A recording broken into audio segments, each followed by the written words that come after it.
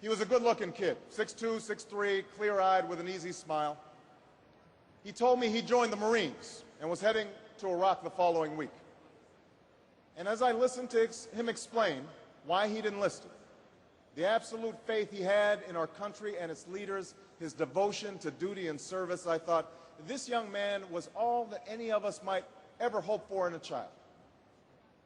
But then I asked myself, are we serving Seamus as well as he's serving us?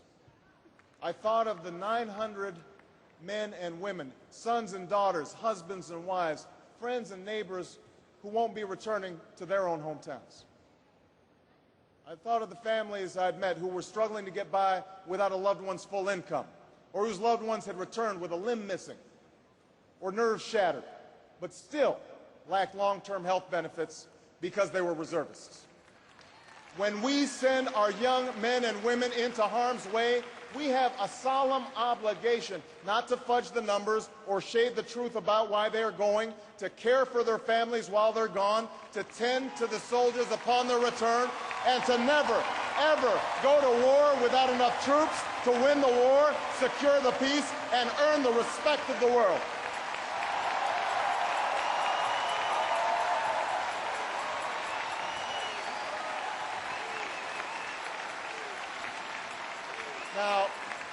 Now let me be clear. Let me be clear.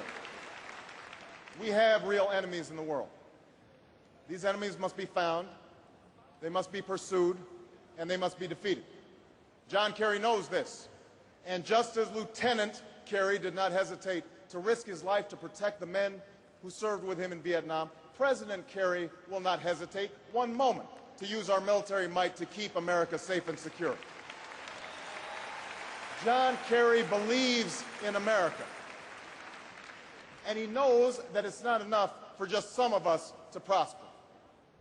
For alongside our famous individualism, there's another ingredient in the American saga, a belief that we're all connected as one people. If there's a child on the south side of Chicago who can't read, that matters to me even if it's not my child. If there's a senior citizen somewhere who can't pay for their prescription drugs and having to choose between medicine and the rent, that makes my life poor even if it's not my grandparent. If there's an Arab American family being rounded up without benefit of an attorney or due process, that threatens my civil liberties.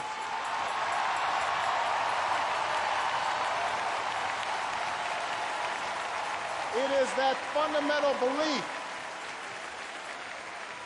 It is that fundamental belief, I am my brother's keeper, I am my sister's keeper, that makes this country work. It's what allows us to pursue our individual dreams and yet still come together as one American family. E pluribus unum, out of many, one. Now, even as we speak, there are those who are preparing to divide us. The spin masters, the negative ad peddlers, who embrace the politics of anything goes. Well, I say to them tonight, there is not a liberal America and a conservative America. There is the United States of America. There is not a black America and a white America and Latino America and Asian America. There's the United States of America. The pundits like to slice and dice our country into red states and blue states, red states for Republicans, blue states for Democrats. But I've got news for them, too. We worship an awesome God in the blue states, and we don't like federal agents poking around in our libraries in the red states. We coach Little League in the blue states, and yes, we've got some gay friends in the red states. There are patriots who opposed the war in Iraq, and there are patriots who supported the war in Iraq. We are one people, all of us pledging allegiance to the Stars and Stripes, all of us defending the United States of America.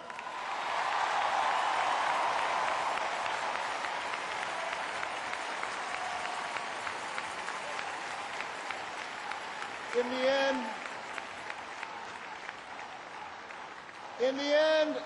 the end, that's what this election is about. Do we participate in a politics of cynicism, or do we participate in a politics of hope?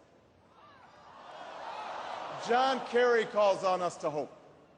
John Edwards calls on us to hope. I'm not talking about blind optimism here, the almost willful ignorance that thinks unemployment will go away if we just don't think about it, or healthcare crisis will solve itself if we just ignore it. That's not what I'm talking about. I'm talking about something more substantial.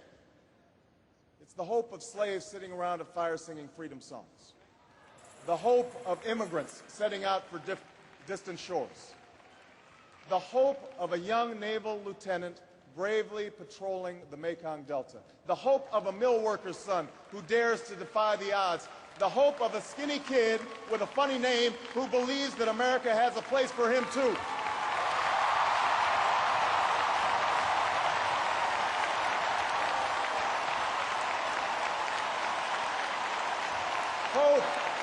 Hope in the face of difficulty, hope in the face of uncertainty, the audacity of hope. In the end, that is God's greatest gift to us, the bedrock of this nation, a belief in things not seen, a belief that there are better days ahead. I believe that we can give our middle class relief and provide working families with a road to opportunity.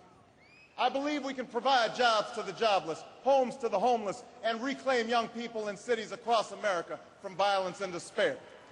I believe that we have a righteous wind at our backs, and that as we stand on the crossroads of history, we can make the right choices and meet the challenges that face us. America, tonight, if you feel the same energy that I do, if you feel the same urgency that I do, if you feel the same passion that I do, if you feel the same hopefulness that I do, if we do what we must do, then I have no doubt that all across the country, from Florida to Oregon, from Washington to Maine, the people will rise up in November, and John Kerry will be sworn in as president, and John Edwards will be sworn in as vice president, and this country will reclaim its promise, and out of this long political darkness, a brighter day will come. Thank you very much, everybody. God bless you.